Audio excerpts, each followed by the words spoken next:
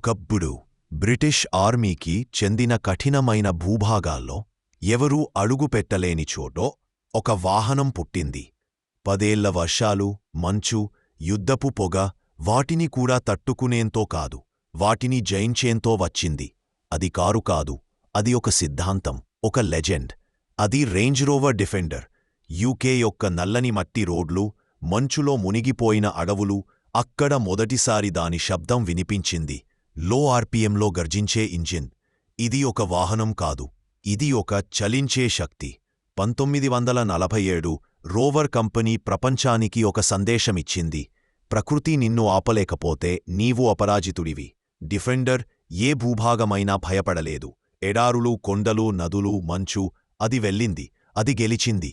దాన్ని నడిపేవారు డ్రైవర్స్ కాదు, సాహసవీరులు. ప్రపంచం అడిగింది, ఇది కేవలం కారు లేక పూర్తి ఆత్మవిశ్వాసం? సమాధానం, ఎక్కడో ఆఫ్రికా అడవుల్లో, లేక ఐస్లాండ్ మంచులో, లేక లాహ్లద్దాఖ్లో ఇంకా శ్వాసిస్తున్నట్లు వినిపిస్తోంది. ఇది రోడ్డును అనుసరించదు, రోడ్లను సృష్టిస్తుంది. అందుకే దీన్ని వాహనం కాదు, దంతకథ, డిఫెండర్ అని పిలుస్తారు. మరి ప్రశ్న ఒక్కటి: మీరు దీన్ని నడపగలరా, లేక ఇది మిమ్మల్ని నడిపిస్తుందా? సరిహద్దులు పటాల్లో ఉంటాయి. డిఫెండర్ ప్రపంచంలో కాదు, ప్రపంచం దాని శక్తిని చూసింది. ఇప్పుడు మీరు దాని అనుభవించడానికి సిద్ధమా? డిఫెండర్ లిమిట్స్ని కాదు, మీ ధైర్యాన్ని పరీక్షించే పేరు.